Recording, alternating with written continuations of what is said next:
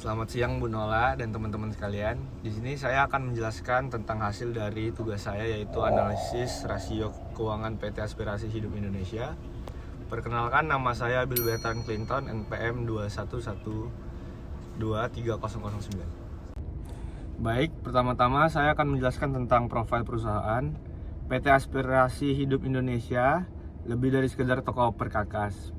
PT Aspirasi Hidup Indonesia, yang mungkin lebih dikenal dengan merek Ace Hardware sebelumnya, adalah sebuah perusahaan retail terkemuka di Indonesia yang fokus pada penyediaan berbagai macam produk untuk memenuhi kebutuhan rumah tangga dan gaya hidup masyarakat. Namun sejak akhir tahun 2024, perusahaan ini telah meluncurkan merek baru, yaitu ASKO, sebagai upaya untuk memperluas jangkauan dan relevansi mereka di pasar yang terus berkembang. Nah, di sini terdapat laporan keuangan PT Aspirasi Hidup Indonesia. Di sini ada data utama dari laporan keuangan. Nah, di sini ada ringkasan posisi keuangan. Di situ terdapat kategori, ada aset lancar, aset tidak lancar, total aset, total liabilitas, total ekuitas dari tahun 2022, 23 dan 24.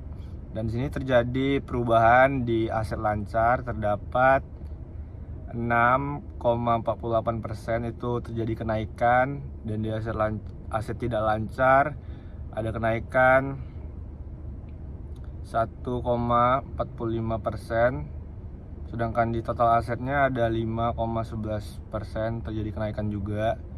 Di total liabilitasnya terdapat kenaikan sekitar 39,26%. Tetapi di total ekuitasnya terdapat 3,52% itu penurunan. Terus di sini terdapat laba rugi, itu ringkasan juga dari tahun 2022, 23 dan 2024. Di sini kategorinya ada penjualan bersih, laba kotor, laba usaha, laba tahun berjalan. Di kategori penjualan bersih sampai laba tahun berjalan, di situ perubahannya terjadi minus semua persentasenya. Di penjualan bersihnya minus 50,84%, di laba kotornya minus 50,86%, laba usahanya terjadi minus 43,94%, sedangkan di laba tahun berjalan 50,15%. Oke, di sini saya akan menjelaskan tentang formula rasio keuangan PT Aspirasi Hidup Indonesia. Yang pertama itu dicari current rasionya. Current rasionya itu aset lancar dibagi liabilitas jangka pendek.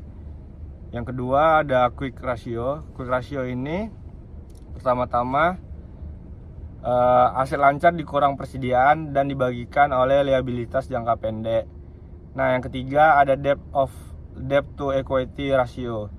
Total liabilitas dibagi dengan total ekuitas. Yang keempat ada gross profit margin. Gross profit margin ini laba kotor dibagi penjualan bersih dikali 100%. Kelima ada net profit margin. Net profit margin formulanya adalah laba bersih bagi penjualan bersih kali 100%.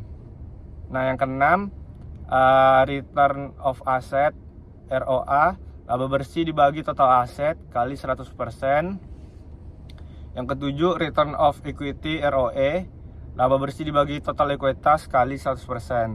Ke-8 ada total asset turnover, penjualan bersih dibagi total aset. Formulanya seperti itu. Yang ke-9 times interest earned, laba sebelum pajak dan bunga atau dibagi dengan beban bunga. Nah, ke-10 ini ada inventory turnover, beban pokok penjualan dibagi rata-rata persediaan. Nah, itu formula dari rasio keuangan PT Aspirasi Hidup Indonesia. Dan di sini saya akan menjelaskan hasil kerja saya, analisis rasio keuangan PT Aspirasi Hidup Indonesia. Rasio keuangan utama hasilnya tuh di nomor 1 itu kan current ratio. Di tahun 22 7,4%, di tahun 2023 7,41%, di tahun 2024 itu terjadi penurunan sekitar 4,78%. Nah, analisisnya di sini penurunan likuiditas karena kenaikan utang jangka pendek di tahun 2024. Yang kedua, quick ratio di tahun 2022 3,92%, di tahun 2023 sekitar 3,86%, dan 2024 mengalami penurunan sekitar 2,61%. Analisisnya itu penurunan mencerminkan tekanan lebih besar dalam pengelolaan aset likuiditas. Nah, yang ketiga ada debt of equity ratio. Di tahun 2022 0,26%, di tahun 2023 0,25%, di tahun 2024 0,37%. Nah, hasil analisis saya adalah kenaikan utang signifikan, menunjukkan ekspansi bisnis yang dibiayai utang. Nah, yang keempat ada gross profit margin. Di tahun 2022-nya sekitar 49,13%, di tahun 2023 48,60%, sedangkan di tahun 2024 48,55%. Nah, di sini analisisnya adalah stabil, mencerminkan pengendalian biaya langsung yang konsisten. Lanjut ke net profit margin yang kelima. Di tahun 2022 itu ada 8,95%, di tahun 2023 ada 8,62%, di tahun 2024 8,74%. Hasil analisisnya adalah margin laba bersih sedikit membaik di tahun 2024 meski penurunan pendapatan. Lanjut ke nomor 6, return on asset ROA di tahun 2022 9,60%, di tahun 2023 9,35%, di tahun 2024 4,43%. Di sini menunjukkan di tahun 2024 mengalami penurunan efisiensi aset, menurunkan akibat laba lebih rendah. Yang ketujuh, return on equity ROE di tahun 2022 sekitar ada 12,12%, di tahun 2023 11,72%, di tahun 2023 sekitar ada 11,72%, di tahun 2024 sekitar 6,6%. Ini menunjukkan kinerja laba terhadap ekuitas turun karena laba menurun signifikan di tahun 2024. Yang ke-8, total asset turnover di tahun 2022 mengalami 1,7%, di tahun 2023 itu 1,8%, di tahun 2024 0,51%. Di sini menunjukkan penurunan drastis, mencerminkan efisiensi aset dalam menghasilkan pendapatan. Baik, saya akan lanjut. Nah, yang nomor 9 itu ada times interest earned di tahun 2022 itu terdapat 43,95%, di tahun 2023 ada 38,60%, di tahun 2024 23,69%.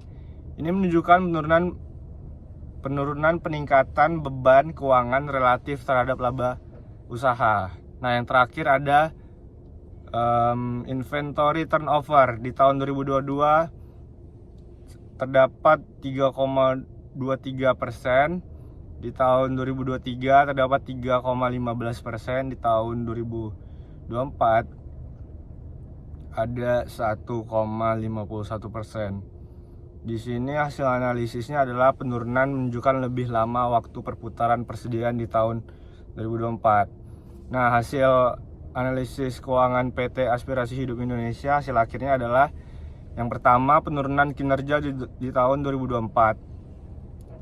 Penurunan signifikan pada penjualan bersih sekitar minus 50,84%, dan laba bersih menunjukkan penurunan minus 50,15% di tahun 2024, mencerminkan tantangan besar di pasar seperti penurunan permintaan atau peningkatan persaingan. Yang kedua, rasio likuiditas menurun. Current ratio dan quick ratio menunjukkan kemampuan perusahaan memenuhi kewajiban jangka pendek melemah pada 2024. Nah, yang ketiga, peningkatan utang debt to equity ratio naik tajam menandakan perusahaan menggunakan lebih banyak utang untuk ekspansi bisnis. Keempat, efisiensi menurun. Rasio ROA, ROE, dan total asset turnover menurun tajam di tahun 2024, menunjukkan penurunan efisiensi dalam memanfaatkan aset dan ekuitas. Nah, yang terakhir, kelima, stabilitas margin. Gross profit margin dan net profit margin tetap relatif stabil, mencerminkan kemampuan perusahaan untuk menjaga biaya tetap terkendali. Kesimpulan dari presentasi ini, kinerja di tahun 2022 dan 2023 stabil, rasio menunjukkan likuiditas dan profitabilitas yang sehat, meskipun ada sedikit penurunan efisiensi. Yang kedua, penurunan kinerja di tahun 2024, kinerja operasional dan efisiensi menurun tajam pada 2024, tercermin dari penurunan ROA, ROE, dan total asset turnover. Nah, yang terakhir, tekanan utang. Debt to equity ratio meningkat di tahun 2024, menunjukkan peningkatan beban utang yang harus diawasi. Sekian presentasi dari saya. Apabila ada salah kata, mohon dimaafkan. Terima kasih. Selamat siang.